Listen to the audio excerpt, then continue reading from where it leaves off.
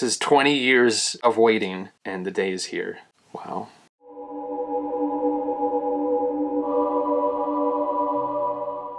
Hey Harry Potter fans, Peter Kenneth here. Welcome back to the Potter Collector channel, where we are a community of collectors. Today is a huge day for me personally as a collector, for my collection as a whole. This item here is something that I have wanted for about 20 years. This item in here is something that has eluded my capture for maybe 10 years. I've attempted to purchase 2 or 3 of them. Each time I was either outbid or didn't find it and purchase it in time. In this box is an exceptionally rare piece of Harry Potter book history. Rare Harry Potter book collectors all agree that this is probably one of less than 10 in existence. And one of those less than 10 in existence is now in the Potter Collector collection. If you're new to the Potter Collector channel, welcome. We are happy to have you here. Now, you guys have heard me talk about this item in the past. I've mentioned it in interviews, I've mentioned it in past videos, and can say right now that when this item is out of the box,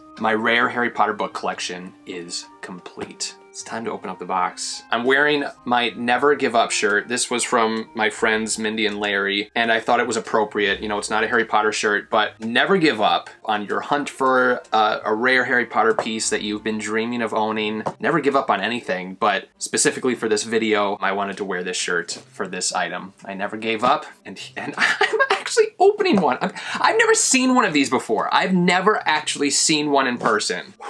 Okay, here we go. I will tell you more about the item, how I came across it, what makes it so rare, all that stuff. Now, one thing I will say is don't be disappointed. It's a very small item. This is a very big box, so this was really well packed. If you are part of the Potter Collector community on Instagram, you saw me, you know, talking about this box, and I didn't want to open it up without you guys, so I want you guys to be a part of this piece of just Harry Potter history that we're gonna look at together. Aw, there's little notes. Dear Peter Potter, Merry Christmas and Happy New Year, lots of love. Martin, Linda, Kayla, and Ellis. So this is from my friend Martin in the United Kingdom. Oh my gosh, he wrapped it too. This is quite the Harry Potter gift to myself. Very cute Rudolph the Red-Nosed Reindeer wrapping paper. Thank you, Martin. Made this a little extra special. Oh my gosh, Martin. You're killing me. Some more wrapping paper. The anticipation is building. Martin. More wrapping paper. Okay, here it is. Are you guys ready? I think I'm ready. Oh my word.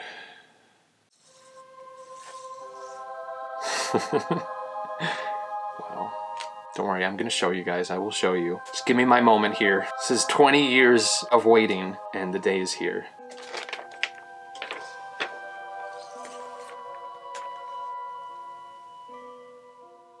It smells like old books. I don't know what to do now. I'm in awe, but also don't know what to do. Do I stop collecting? Of course not. You gotta keep collecting. This right here is a mock-up of what Harry Potter and the Philosopher's Stone was going to look like before it was published. This was sent out with a few of the uncorrected proofs of Philosopher's Stone. So those of you on Instagram who guessed the uncorrected proof, mock-up, or dust jacket of Philosopher's Stone, you were correct. Presenting and welcoming to the Potter Collector Collection, Harry Potter and the Philosopher's Stone, the uncorrected proof jacket. Some of you are probably thinking, Peter's freaking out about a piece of paper. Yes, I'm freaking out about a piece of paper. I really don't even know what to say about this. Like, the condition is fantastic. Let me just show you the first printing of Philosopher's Stone. So here is what the end book looked like. Y'all recognize this. So this is what the book ended up being, front and back.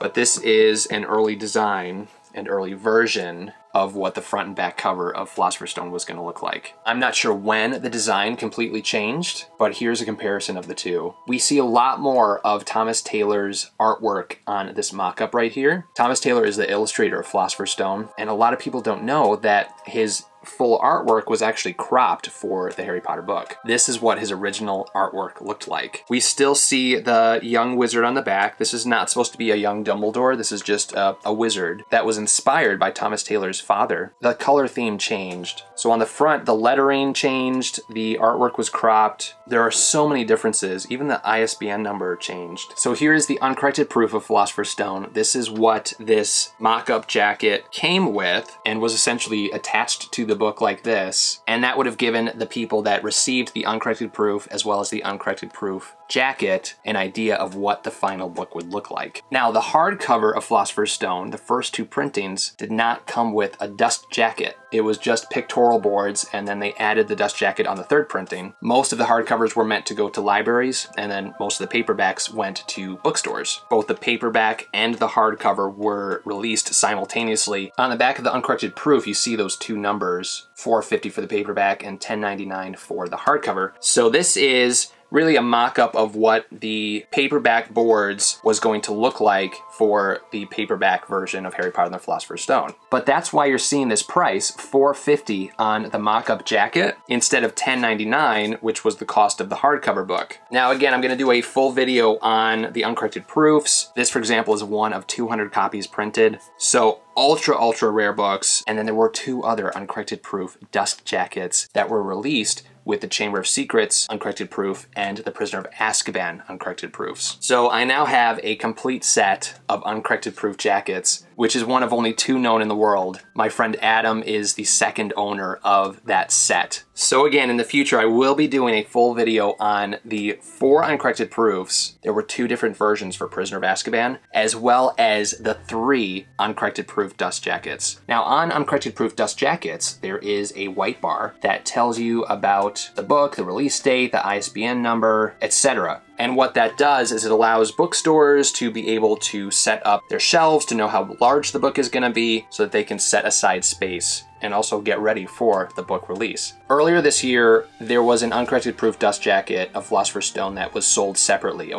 from the proof itself. Most of the time, actually all of the time, except for that one time, you see this paired with an uncorrected proof of Philosopher's Stone. That sold for above what I was able to pay for it at the time, and I think it was that moment that I was like, wow, this is something that's gonna be out of my reach, and thought to myself, all right, I'm gonna have to live without the proof jacket. But I never gave up. It was still in my head. Martin, who you just heard me mention, is a collector friend in the United Kingdom, and he was in the market for an uncorrected proof of Philosopher's Stone. He had just lost one in a previous auction, but we both knew that an uncorrected proof with an uncorrected proof jacket was coming up for auction at Bonham's. So we joined forces and purchased that book and jacket, and he got the proof book and I got the proof jacket. So on the actual auction day, Martin and I were texting back and forth, and I was saying there's no way we're gonna win, you know, based on our joint budget. Me for the jacket, his for the proof, and the lot before this one. Different live auction items, if you don't know, they're called lots. So there was a,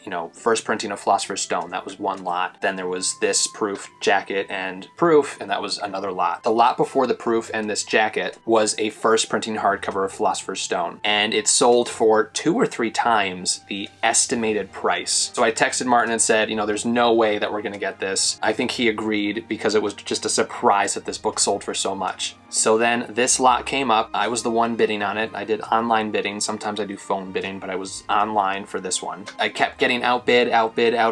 So I submitted our second to last bid based on our budget, and no one was bidding. And the auctioneer was like, no more bids, you sure? No one else wants to bid? No one else wants to bid? I was screaming at the screen, close the lot, close the lot. And then she started to say those famous words, going once, going twice. Just when I did that on the table, I got chills. That brought back memories of that day. That's so weird. Needless to say, I was screaming and just excited. And I immediately called Martin and probably blew his eardrum because I'm like, we won! And then he was freaking out and I was freaking out. It was just, oh my goodness, just so exciting. And here it is. Here it is in my hand, finally. So Martin, thank you so much for taking incredible care and packing this piece of Harry Potter history so well. I'm just so calm and don't know what to say or do. So I need to wrap the fact that I have this around in my mind and then plan to do a video of all the proofs and all of the proof jackets. So you will be seeing this again. This is like the best Christmas gift ever. I could not be happier. If you have any questions about Harry Potter or collecting, feel free to leave a comment down below. You can also join the Potter Collector community on Instagram at The Potter Collector or on Twitter at Potter Collector. Now it's time to like, comment, subscribe, and until next time, keep collecting. Seriously though, keep collecting. Never give up and keep collecting, and you may find that you too own the dream piece that you've always wanted. Thank you so much for watching. If you're new here, welcome. You can subscribe right up here. You can also look at some previously posted content down here. If you have any questions about Harry Potter books or collecting, please feel free to contact me. I'm always happy to help. But for now, I must go. See you next time. Whoa, where'd he go?